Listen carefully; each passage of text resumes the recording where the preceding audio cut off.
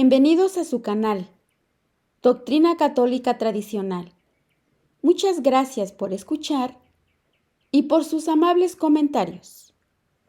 Por favor, no olvide darle like o me gusta al video para que esta plataforma lo pueda recomendar a más personas. Comenzamos con nuestras oraciones.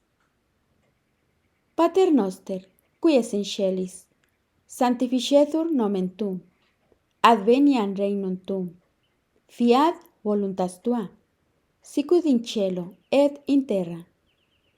Panem nostrum quotidianum da nobis hodie, et dimitte nobis debita nostra, sicut et nos dimittimus debitoribus nostris, et ne nos inducas in tentationem, sed libera nos a malo. Amén. Ave María, gratia plena, Dominus tecum, benedicta tu in mulieribus, et benedictus fructus ventris tui, Iesus. Sancta María, Mater Dei, ora pro nobis peccatoribus, nunc et in hora mortis nostre. Amén. Sancte Micaele Arcángelum, defende-nos in proelio, contra nequitiam et insidias diaboli, esto presidium. Imperet illi Deus, supplices deprecamur, tuque princeps militia celestis, Satanam aliosque spiritus malignos, qui ad perditionem animarum pervagantur in mundo, divina virtute in infernum detrude. Amén. Continuación del libro Catecismo Católico de la Crisis de la Iglesia. Capítulo 5. La libertad religiosa. Parte número 2. Por el Padre Matías Gaudrón, de la Fraternidad Sacerdotal de San Pío X. Siguiente pregunta.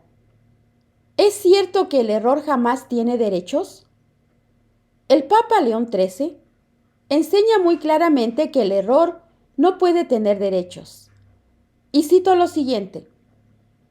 Aun concediendo derechos sola y exclusivamente a la verdad y a la virtud, no se opone la Iglesia.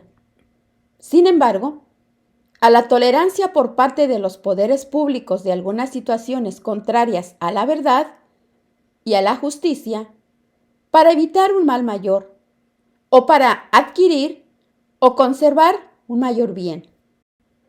El Papa Pío XII, a su vez, enseña lo siguiente. Lo que no responde a la verdad y a la norma moral no tiene objetivamente ningún derecho a la existencia, ni a la propaganda, ni a la acción. Entonces, ¿no puede garantizarse por ley la tolerancia de las falsas religiones? La tolerancia de las falsas religiones puede encontrar una expresión en el derecho civil. Un Estado católico puede, si es preciso, garantizarlo mediante una ley. Pero eso es algo muy distinto a un derecho natural. ¿Puede precisar esta diferencia entre derecho natural y derecho civil? El derecho natural se fundamenta directamente sobre la naturaleza del hombre y sobre todos los deberes que se derivan de ella. Entre paréntesis, un acto que se opone a ellos es en sí mismo moralmente malo, injusto. Pero el derecho natural no basta para regular toda la vida social. Debe ser completado y precisado por el derecho civil, decretado por la autoridad política, con vistas al bien común de una sociedad u otra. Ahora bien, la virtud de la prudencia entra en juego al establecer ese derecho civil positivo. Entre paréntesis, otra sociedad podrá, por tal o cual razón particular, establecer reglas contrarias que, por tanto, no serían injustas. Por razón de prudencia, principalmente por el bien de la paz, el libre ejercicio de los falsos cultos puede, en ciertos casos, garantizarse por el derecho civil en un país católico, pero jamás podrá ser un derecho natural. ¿Qué enseña el Concilio Vaticano II sobre la libertad religiosa? La declaración del Concilio Vaticano II sobre la libertad religiosa, en su documento Dignitatis Humanae número 2, afirma lo siguiente. Este Concilio Vaticano II declara que la persona humana tiene derecho a la libertad religiosa. Esta libertad consiste en que todos los hombres han de estar inmunes de coacción, tanto por parte de individuos como de grupos sociales y de cualquier potestad humana. Y esto de tal manera que, en materia religiosa, ni se obliga a nadie a obrar contra su conciencia, ni se le impida que actúe conforme a ella en privado y en público, solo o asociado con otros, dentro de los límites debidos. ¿Qué puede destacarse en este texto del Vaticano II? En primer lugar, el Vaticano II no dice solamente que a nadie se le debe obligar a creer, entre paréntesis, algo que la Iglesia siempre ha enseñado, sino que pretende también que a nadie se le pueda impedir el ejercicio del culto de su elección. Segundo, por tanto, y esto es capital, el Vaticano II ya no habla solamente de tolerancia, sino que reconoce a los seguidores de todas las religiones un verdadero derecho natural a que no se les impida el ejercicio de su culto. Y tercero, por último, ese derecho no se refiere solamente al ejercicio privado, sino expresamente al ejercicio público y a la propaganda de la religión. El Vaticano II promueve pues lo que la Iglesia siempre condenó anteriormente. Siguiente pregunta. ¿Realmente el Vaticano II quiere hablar aquí de un verdadero derecho natural del hombre y no de un simple derecho civil? Desgraciadamente, sí. El Vaticano II presenta el derecho a no ser impedido de actuar según su conciencia en materia religiosa como un verdadero derecho natural. Precisa que ese derecho se funda en la dignidad misma de la persona humana, entre paréntesis, y no en una determinación jurídica humana. Solo después, y en consecuencia, debe ser también reconocido como un derecho civil. Esto lo leemos en el número 2. ¿No habla el Vaticano II de justos límites que restringen ese derecho? El Vaticano II menciona, en efecto, los justos límites que restringirían la libertad religiosa, pero su naturaleza no se deduce claramente del documento. Parece, por el epígrafe número 2, que se trate de la salvaguarda, entre comillas, de un orden público justo. Más adelante, el párrafo 7 habla, entre comillas, nuevamente, del orden moral objetivo, lo cual es mejor, pero ilusorio, y en cualquier caso, insuficiente. Siguiente pregunta. ¿Por qué esta mención del orden moral objetivo es ilusoria? Tomada al pie de la letra, esta limitación de la libertad religiosa por, entre comillas, el orden moral objetivo, implicaría que solo la Iglesia Católica puede beneficiarse sin límites de la libertad religiosa, puesto que solo ella conserva íntegramente la ley natural. Entre paréntesis, el Islam autoriza la poligamia. Los protestantes e incluso los cismáticos orientales en algunos casos admiten el divorcio, etc.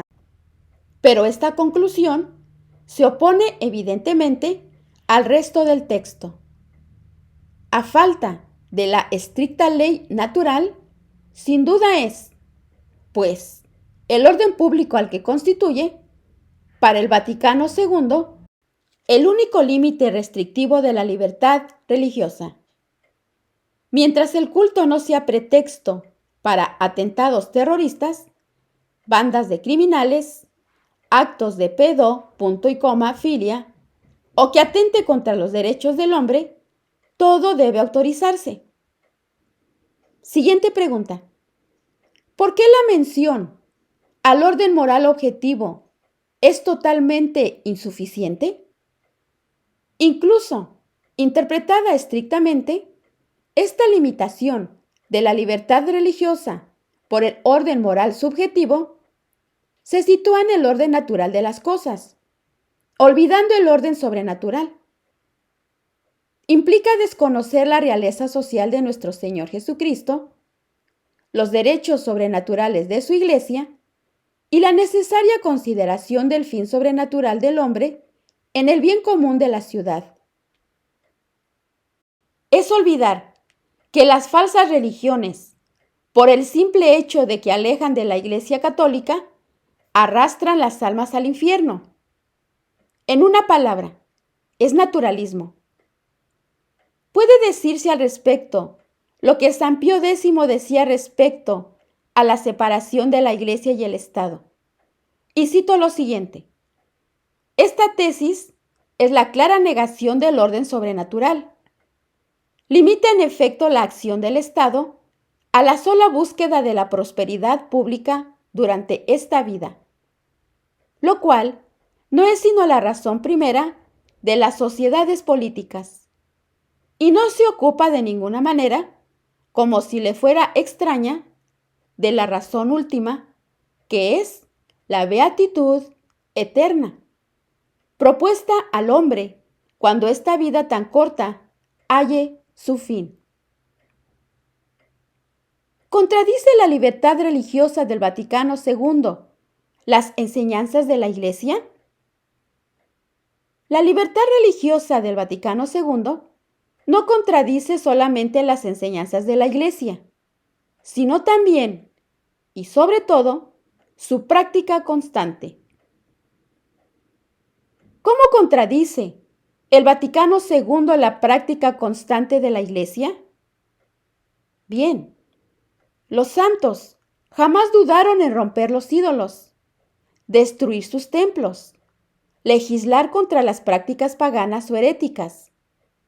La Iglesia, sin forzar jamás a creer o a recibir el bautismo, reconoció siempre el derecho y el deber de proteger la fe de sus hijos y de impedir, cuando podía hacerlo, el ejercicio público y la propaganda de los falsos cultos.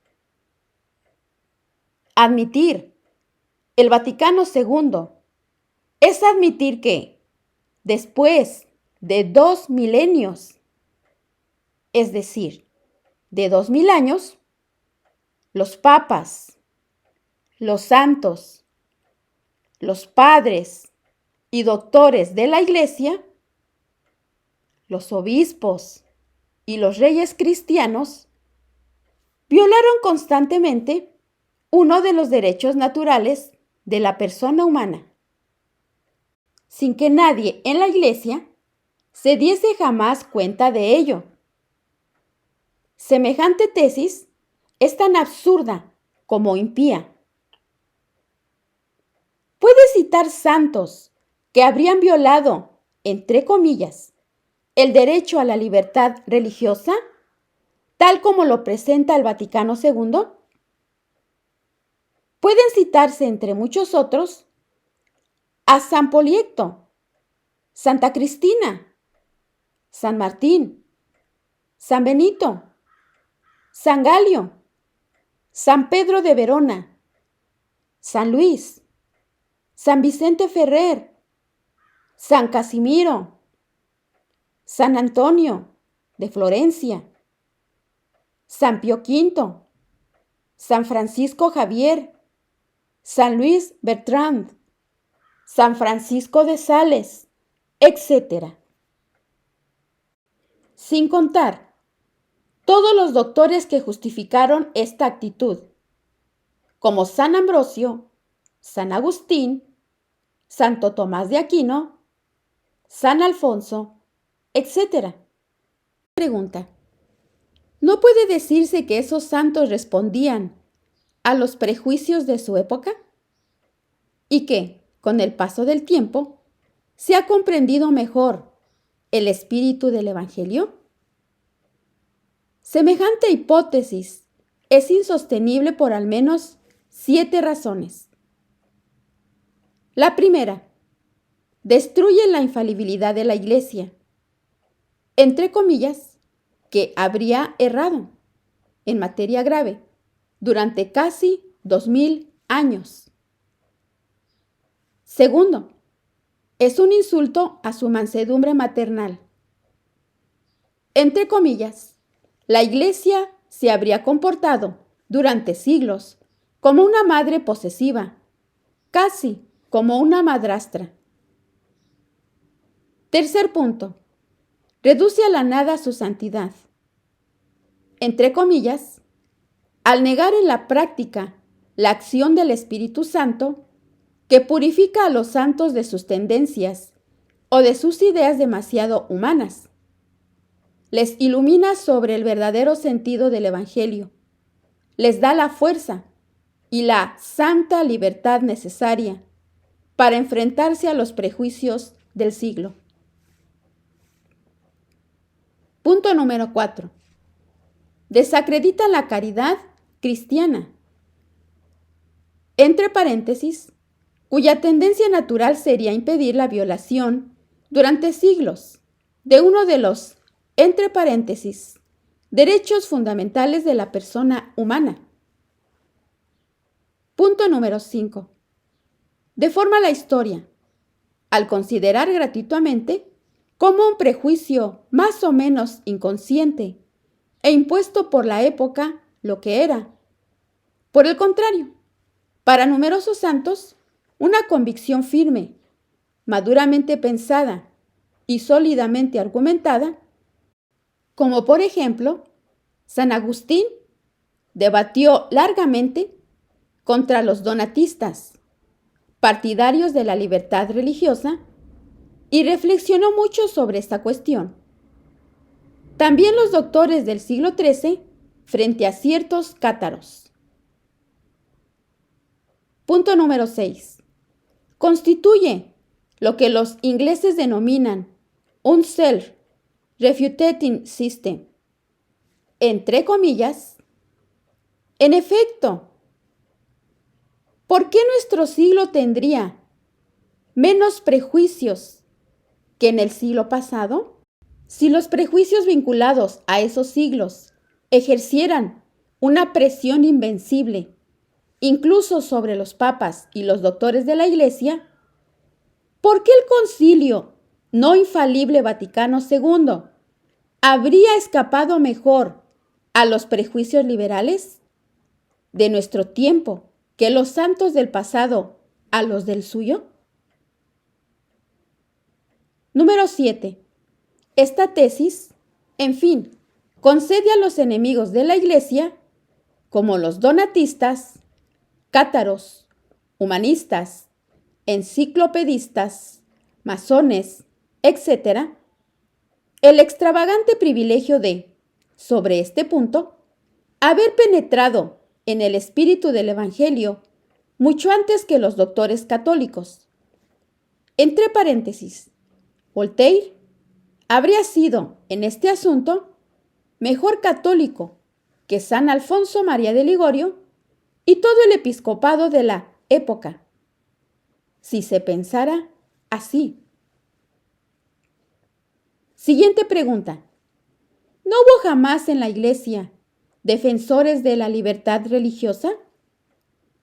Siempre ha habido en la Iglesia defensores de la verdadera libertad religiosa. Entre paréntesis, la de la verdadera religión y de la mansedumbre cristiana, pero jamás de la libertad religiosa tal como lo predica el Vaticano II. Los primeros defensores de la libertad para todos los cultos fueron herejes o enemigos de la Iglesia. Sus grandes cantores fueron los filósofos ingleses del siglo XVII. Luego, los filósofos franceses de, entre comillas, las luces, en el siglo XVIII. Los católicos, que consideraron luego útil reclamar esta libertad frente a los perseguidores, formaron los denominados católicos liberales, muchas veces condenados por los papas. Siguiente pregunta. ¿Qué papas condenaron a los católicos liberales? Muchas oleadas sucesivas de catolicismo liberal fueron condenadas por los papas en los siglos XIX y XX. ¿Quién condenó la primera oleada católica liberal? La primera oleada, conducida por Félix de Lamennais, año 1782 a 1854, fue condenada por el Papa Gregorio XVI en la encíclica Mirare Vos de 1832. Lamennais abandonó la Iglesia y fue abandonado por sus discípulos. ¿Quién condenó la segunda oleada católico-liberal? La segunda oleada católico-liberal, conducida por Monseñor Félix Dupanloup, año 1802 a 1878, obispo de Orleans, y el conde Charles de Montalembert, año 1810 a 1870. Fue condenada en 1864 por la encíclica Quanta Cura del Papa Pío IX y el catálogo de errores, el sílabus, adjunto a ella. ¿Quién condenó la tercera oleada católico-liberal? La tercera oleada católico-liberal se desarrolló en los medios que habían resistido a la segunda. Bajo la presión del mundo contemporáneo y sin darse cuenta, toda una porción de jóvenes católicos franceses adoptaron, poco a poco, el final del pontificado del Papa León XIII.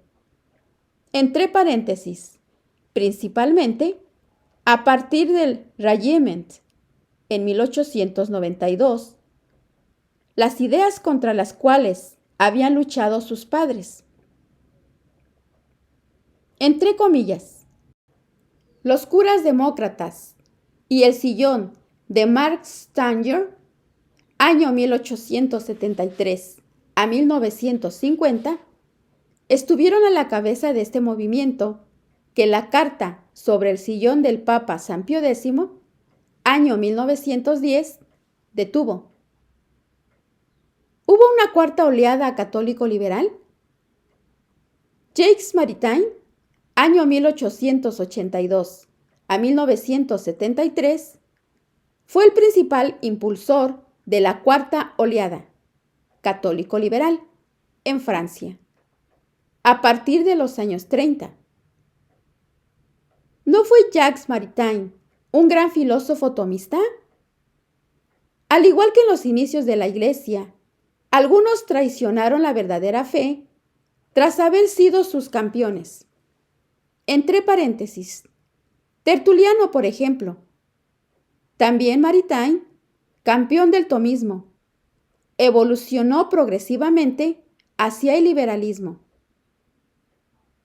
Al final de su vida, llegó a dudar incluso de la eternidad de las penas del infierno.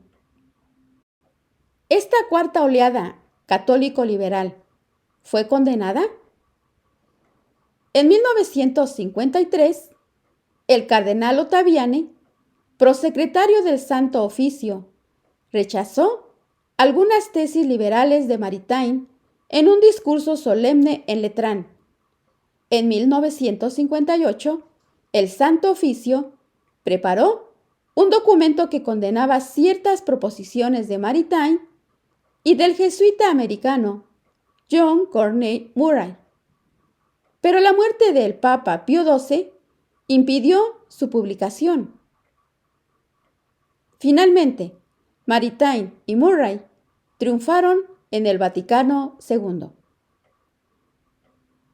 Siguiente pregunta. ¿La libertad religiosa del Vaticano II se ve alcanzada por todas estas condenas del catolicismo liberal? La libertad religiosa del Vaticano II se ve alcanzada por muchas de estas condenas. En la Quanta Cura, por ejemplo, el Papa Pío IX condena esta opinión errónea, fatal para la Iglesia Católica y para la salud de las almas, y que nuestro predecesor, el Papa Gregorio XVI, llamaba un delirio, a saber, que la libertad de conciencia y de culto es un derecho propio de cada hombre y que ha de ser proclamado en todo estrado bien constituido. Y condena igualmente el siguiente error como contrario a las Sagradas Escrituras, a la Iglesia y a los santos padres. Y cito lo siguiente. El mejor gobierno es aquel en el que no se reconoce al poder la obligación de reprimir mediante sanción de pena a los violadores de la religión católica, mientras la paz pública no lo demande. ¿Puede citar algún otro papa? El Papa León XIII, en Libertas, advertía no solamente contra el Estado impío, sino también contra un Estado que querría sentirse impulsado ante todas las religiones, según se dice, a las mismas disposiciones, reconociéndoles los mismos derechos, lo que finalmente conduciría al ateísmo. Tal Estado pecaría contra la justicia y contra la razón. ¿Se encuentra la misma enseñanza entre los papas del siglo XX? El Papa Pío XII enseñó el 6 de octubre de 1946 lo siguiente. La Iglesia Católica es una sociedad perfecta que tiene por fundamento la verdad de fe infaliblemente revelada por Dios. Todo lo que se opone a esta verdad es necesariamente un error y no se puede reconocer objetivamente al error los mismos derechos que a la verdad. ¿No se apoya, sin embargo, Dignitatis Humanae en textos de los papas? Dignitatis Humanae alega en favor de la libertad religiosa la encíclica Libertas del Papa León XIII. He aquí el párrafo en cuestión siguiente. Mucho se habla también de la libertad de conciencia. Si esta libertad se entiende en el sentido de que es lícito a cada uno, según le plazca, dar o no dar culto a Dios, queda suficientemente refutada con los argumentos expuestos anteriormente. Pero puede entenderse también en el sentido de que el hombre en el Estado tiene el derecho de seguir según su conciencia la voluntad de Dios y de cumplir sus mandatos sin impedimento alguno. Esta libertad, la libertad verdadera, la libertad digna de los hijos de Dios, que protege tan gloriosamente la dignidad de la persona humana, está por encima de toda violencia y de toda opresión y ha sido siempre el objeto de los deseos y del amor de la Iglesia. Siguiente pregunta. ¿Cuál es el sentido de este texto del Papa León XIII? El Papa León XIII, tras haber condenado la libertad de conciencia, tal como es comúnmente entendida en el mundo moderno, dice que esta expresión puede, sin embargo, ser bien entendida. Al hablar de libertad digna de los hijos de Dios, se refiere sin equívoco posible a la libertad de poder practicar la verdadera religión. El derecho del que habla tiene por objeto la voluntad de Dios y el cumplimiento de sus preceptos. No es honesto intentar aplicar este texto a las falsas religiones. ¿Admiten los autores de Dignitatis Humanae que su texto contradice las enseñanzas de papas anteriores? Algunos autores de Dignitatis Humanae se vieron forzados a admitir que este texto planteaba dificultades. El principal inspirador del texto, el padre Murray, reconocía en su comentario lo siguiente: casi exactamente un siglo más tarde, la Declaración sobre la Libertad Religiosa parece afirmar como doctrina católica lo que Gregorio XVI y Pío IX consideraban como un delirio, una idea de locos. Por su parte, el padre Conga reconoce lo siguiente: no puede negarse que este texto dice materialmente algo distinto que el sílabus de 1864, y más o menos lo contrario que las proposiciones 15 y 77 a 79 de dicho documento.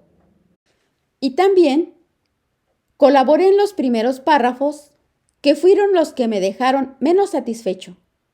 Se trataba de demostrar que el tema de la libertad religiosa ya estaba presente en las Escrituras, pero lo cierto es que no lo está. ¿Cómo pudo llegar el Concilio Vaticano II a promulgar una declaración que contradice tan radicalmente la actitud y las enseñanzas de la Iglesia? La comisión teológica constituida por Juan XXIII para preparar el Vaticano II redactó un documento totalmente tradicional que resumía la doctrina de la Iglesia sobre esta cuestión. Pero el Secretariado para la Unidad de los Cristianos, presidido por el cardenal Bea, había preparado un esquema alternativo destinado a complacer a protestantes y masones. En la sesión preparatoria de los días 19 y 20 de junio de 1962, los textos de la comisión y del secretariado llegaron al mismo tiempo ante la Comisión Central y provocaron los más dramáticos enfrentamientos que ha conocido este organismo. Los cardenales Ottaviani y Bea se opusieron muy vivamente. En vísperas del concilio, estas dos doctrinas contrarias estaban pues presentes. Una se remitía a toda la tradición de la Iglesia. La otra invocaba las expectativas del mundo moderno.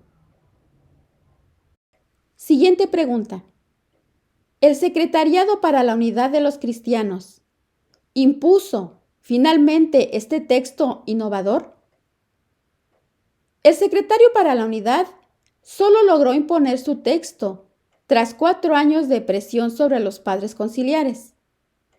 Los innovadores querían que se aprobase en 1964, como una suerte de arrepentimiento por el sílabus del Papa Pío IX, que celebraba su centenario, pero no lo lograron.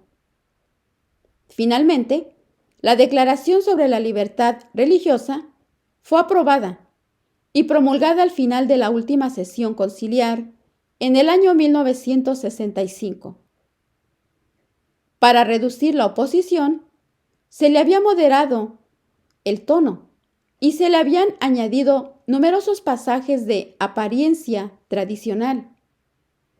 Pero la orientación fundamental seguía siendo liberal, y la definición de la libertad religiosa contradecía la doctrina y la práctica constantes de la Iglesia. ¿Cómo intenta justificar el Vaticano II la libertad religiosa? El decreto sobre la libertad religiosa se fundamenta sobre la dignidad de la persona humana. El concilio declara, además, que el derecho a la libertad religiosa tiene su fundamento en la dignidad de la persona humana, tal cual la dan a conocer la palabra de Dios y la misma razón. Siguiente pregunta. ¿Por qué querrían los autores del texto fundamentar el derecho a la libertad religiosa sobre la dignidad de la persona humana? Para evitar las diferentes condenas anteriores de la Iglesia, en particular, la idea de que el error tiene derechos, había que encontrar a la libertad religiosa un nuevo fundamento. Se intentó entonces considerar las cosas desde el punto de vista de las personas, para adherirse libremente a la verdad religiosa. Deben estar exentas de toda constricción en materia religiosa. ¿Qué pensar de esta argumentación? Es una maniobra de distracción que envuelve un triple sofisma. ¿En qué es una maniobra de distracción? Una distinción teórica sobre el fundamento de la libertad religiosa no puede cambiar el hecho de que la libertad religiosa en sí misma es directamente contraria a la práctica y a la doctrina constantes de la Iglesia.